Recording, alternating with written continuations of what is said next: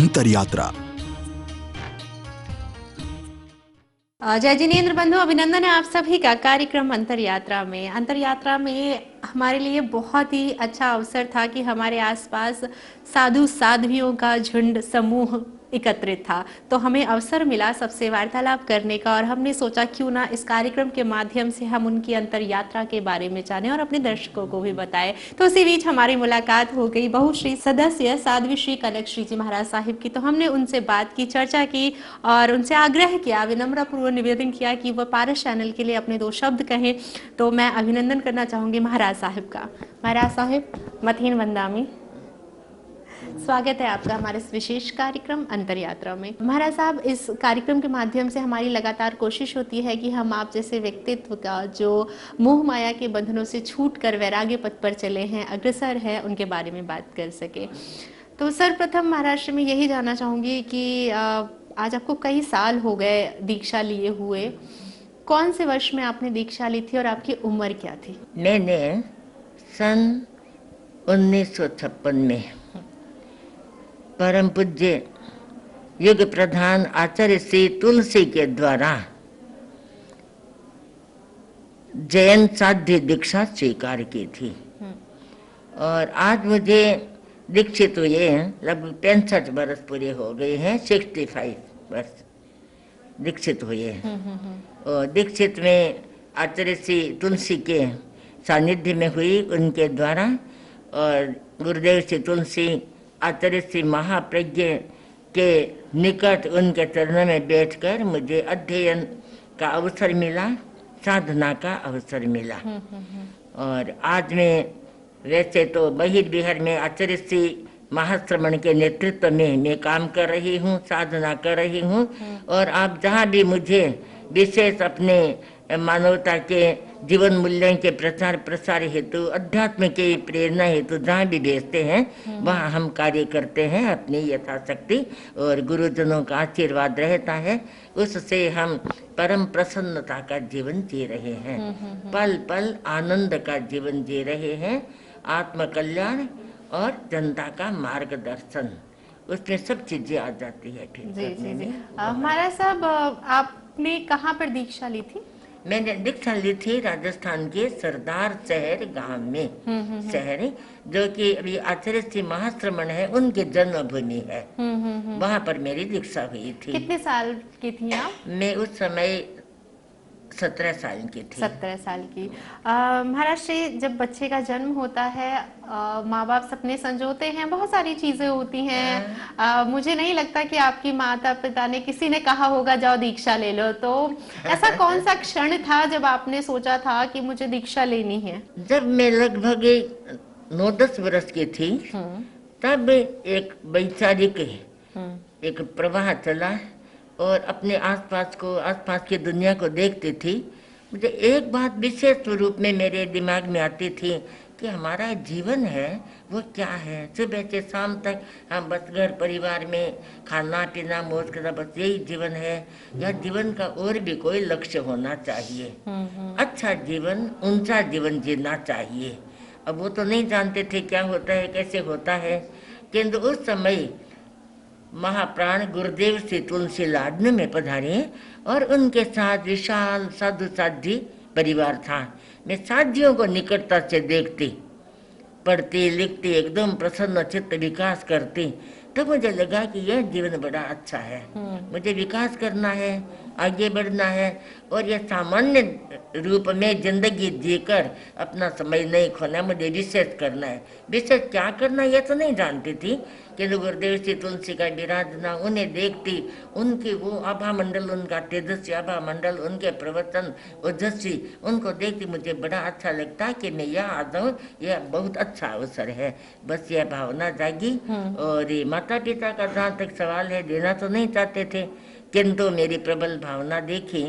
और एक बात खास है कि मेरे से पहले मेरे परिवारजनों में कई मतलब अच्छे अच्छे सदस्य दीक्षित हुए। उन्होंने देखा कि ये बड़ा अच्छा रास्ता है, हमारे परिवार से दीक्षित सदस्य कितना विकास कर रहे हैं, कितनी यात्राएं कर रहे हैं और धर्म संघ का प्रचार प्रसार कर रहे हैं। तब मुझे ये ज़्यादा मेरे लिए बाधक नहीं बने, मुझे सहज रूपे उन्हें स्वीकृति दी और मैं इस पथ पर आ गई। तो काफी समय हो गया महाराज साहब आपको दीक्षा लिए हुए, तो क्या परिवर्तन आपने देखा है इन सालों में? क्योंकि भौतिकतावाद की बात करें तो लोग बहुत जो हमारी दुनिया है बदल चुकी है। क्या साध्वी जीवन भी बदल चुका है या पहले भी साध्वी वैराग्य पथ वैसा ही था और आज भी वैसा है? जैसे समय है ना, यह सरकता रहता है, समय कभी रुकता तो नहीं है और यथा अपेक्षित परिवर्तन होते रहते हैं। कोई पूछे कि संसार में स्थायी चीज क्या है, तो स्थायी चीज परिवर्तन ही है। ऐसा कोई समय नहीं जब कोई बदलाव नहीं हुआ हो। बदलाव होता है, चिंतन में भी बदलाव होता है, जीवन शैली में भी बदलाव होता है, शिक्षा का भी विकास होता है। इसके साथ साथ किंतु एक है, बदलाव होता है, बदलाव के साथ हमारे जीवन मूल्यों का ह्रास नहीं होना चाहिए। विवेक पूर्वक, समझ पूर्वक और हमारे विकास में सहयोगी बने, ऐसा विकास होता है तो कोई दिक्कत की बात नहीं। वो निरंतर हमारे धर्म संघ में भी काफी परिवर्तन और काफी विकास हुआ है। तो हम विकास की धारा चलती रहती है। हमारे मूल जो तत्व हैं, आध्यात्मिक तत्व हैं, अध्यात्म साधना, उसमें कमी नहीं आनी चाहिए। महाराज साहब, आज वैराग्य पथ पर अगर हम देखते हैं तो साध्वी, अगर हम पहले की बात करें, जो मेरा एक्सपीरियंस है, जो मैंने लोगों से बात की है, तो पहले सिर्फ ध्यान मग्न किया जाता था, बट अब ध्यान मग्न के साथ साथ पढ़ाई भी की जाती है। साध्वी जीवन में भी आप अच्छी डिग्री ले सकते हैं। तो आपके माध्यम से भी कई पुस्तकें आपने लिखी हैं और आपकी हैंडराइटिंग भी बहुत खूबसूरत है, तो उसके बारे में कुछ बताइए। ऐसा है कि हमारे पूज्य गुरुदेव श्री तुलसी ये एक क्रांतिकारी आचार्य थे। उन्होंने महिला जाति के विकास के लिए बहुत काम किया। पहले हमारे धर्म संघ में भी साध्वियों में शिक्षा का विकास कम था, किंतु आचार्य श्री तुलसी ने क्रांतिकारी कदम उठाया और अपने साध्वियों को भी शिक्षित किया और शिक्षा, शैक्षिक विकास का पर्याप्त अवसर साध्वियों को दिया। इसलिए हमने शिक्षा में भी विकास किया। पूज्य आचार्य श्री महाप्रज्ञ फरमाते थे कि अध्ययन के बिना अध्यात्म में विकास भी पर्याप्त नहीं हो सकता। आध्यात्मिक विकास के लिए अध्ययन भी जरूरी है। अध्ययन करेंगे तो हम प्राचीन ग्रंथों का अध्ययन करेंगे जिसमें आत्म विद्या के ऐसे सूक्ष्म रहस्य भरे पड़े हैं। यदि हम शिक्षित नहीं होंगे तो कैसे प्राचीन ग्रंथों को पढ़ेंगे, कैसे अध्यात्म विद्या को समझेंगे। इसलिए हमारे धर्म संघ में शिक्षा का बहुत विकास हुआ है। अनेक अनेक साध्वियाँ अपने अपने विषय की विशेषज्ञ हैं और आज आचार्य प्रवर श्री महाश्रमण के नेतृत्व में हमारे प्राचीन ग्रंथ आगम भगवान महावीर की वाणी, उस पर इतना शोध हो रहा है और उसमें भी हमारी साध्वियाँ बड़ी संख्या में लगी हुई हैं। बड़े बड़े ग्रंथ उनके संपादित होकर उनके द्वारा वो प्रकाशित हो रहे हैं। आपने भी कुछ लिखा है, वो मैं चाहूंगी थोड़ा सा। मैंने भी आगम का पहले किया था। इन वर्षों में तो बहिर्विहार करते हैं, कम हो गया। कई आगम ग्रंथों का मैंने हिंदी अनुवाद किया है और उसके टिप्पण आदि भी लिखे हैं, शोध प्रबंध भी कई लिखे हैं। जो संस्कृत में हमारी आगम है ना, आगम प्राकृत भाषा में है, उनका संस्कृत अनुवाद भी किया, हिंदी अनुवाद भी किया और भी जैसा गुरुदेव का निर्देश होता है। महाराज साहब, आपने बहुश्रुत के सदस्य हैं, बहुश्रुत क्या है थोड़ा सा बताइए। हमारी एक परिषद है, वो आचार्य जो नीति निर्धारित करते हैं, आचार्यों का जो चिंतन होता है, उसमें कुछ साधु साध्य हैं जिनको आचार्य वर्ग अपने दृष्टि में प्रबुद्ध समझते हैं, चिंतनशील समझते हैं। उन साधु साध्यों की एक परिषद है। बहुश्रुत, श्रुत का मतलब है श्रुत आगम ग्रंथ है। उनका जिनको विशेष ज्ञान हो, चिंतनशीलता हो, तो उनको उस परिषद में लिया है। तो मुख्य रूप से तो हमारे पदेन आचार्य साध्य प्रमुखासी जी, मुख्य नियोजिका जी, मुख्य मनीषी साध्य वरिया जी, ये हैं। और हम 3 साधु साध्या और हैं उसमें, मुनीषी महेंद्र कुमार जी स्वामी, साध्वी श्री राज्यमती जी महासती जी, और एक मेरा नाम है साध्वी कनक श्री। ये आचार्यों की कृपा होती है तो ये हमें विशेष अवकाश देते हैं। जी बिल्कुल। महाराज साहब, कुछ संदेश जो आप पारस चैनल के माध्यम से हमारे दर्शकों को देना चाहते हैं, हमारे युवाओं को देना चाहते हैं धर्म से संबंधित, क्योंकि अगर आज का हम माहौल देखें तो बहुत युवा भटक रहे हैं और धर्म को अधर्म समझ रहे हैं, कि कहते हैं धर्म कुछ होता ही नहीं है। धर्म क्या है? अगर हमारे पास पैसे रहेंगे तो हमारे पास दुनिया रहेगी।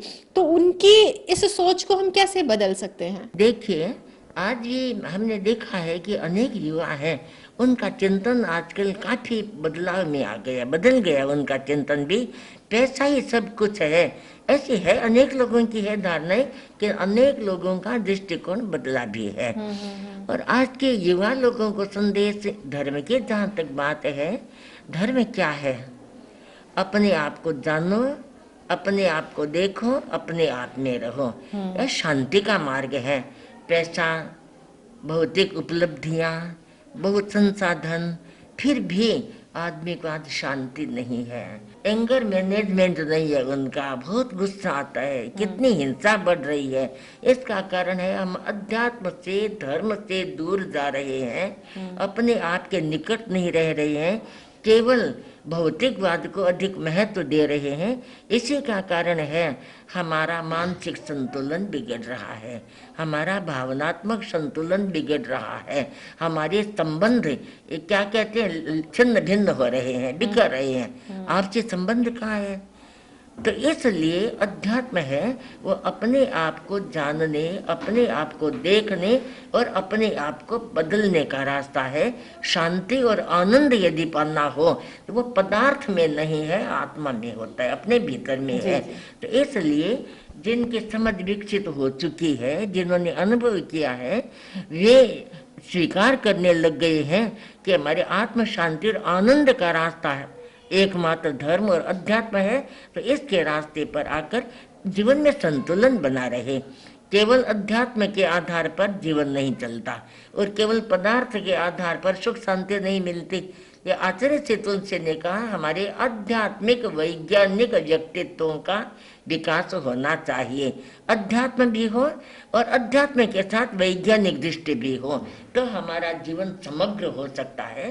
समग्रता, संपूर्णता जीवन में आए, बैलेंस हमारा जीवन रहे। इसके लिए हम धर्म को, अध्यात्म को उपेक्षित करके नहीं चल सकते। कि धर्म अध्यात्म को उपेक्षित करेंगे तो हिंसा, तनाव, युद्ध, ये सारी चीजें होंगी। और पर्यावरण प्रदूषण का खतरा आज कितना जबरदस्त है, वो भी भौतिकवाद से अधिक बनता है। इसके लिए अध्यात्म, आत्मनियंत्रण, आत्म संयम यह अत्यंत अपेक्षित तत्व है। और आज के मनुष्य की सबसे बड़ी अपेक्षा यह है, हम शांति का जीवन कैसे जिए। सब कुछ है किंतु शांति नहीं है, तो कैसे जीवन चलेगा? इसके लिए शांति का रास्ता अध्यात्म धर्म है और यह हमारा पूरा विश्वास है। जीवन का अनुभव भी हमारा बोलता है। बहुत बहुत धन्यवाद महाराज साहब, आपने समय दिया पारस चैनल को और आपसे जानकर, आपसे ज्ञान प्राप्त करके हमें बहुत अच्छा लगा। और मैं पूरी उम्मीद करती हूँ कि हमारे दर्शक भी जो इस वक्त कार्यक्रम देख रहे होंगे, उन्हें भी समझ आया होगा कि जब साध्वी अपने ग्रह का त्याग करती हैं और वैराग्य पथ पर चलती हैं, तो फिर एक ही कामना मन में रहता है कि भौतिकतावाद में कुछ नहीं रखा है। वहीं अगर हम आज के वातावरण की बात करें तो युवा हमारे बस यही सोचते हैं, हम पैसे कमा लेंगे तो जीवन में खुशियां इकट्ठा कर सकते हैं, लेकिन ऐसा कुछ भी नहीं है। लगातार इस कार्यक्रम के माध्यम से हम आपको ज्ञान देते जा रहे हैं। अब लेना या ना लेना आपके ऊपर। आज के लिए बस इतना है, इसी कामना के साथ कि आप भी जीवन में सही मार्ग चूज करें और उसी पर चलें। आज्ञा दीजिए। जय श्री।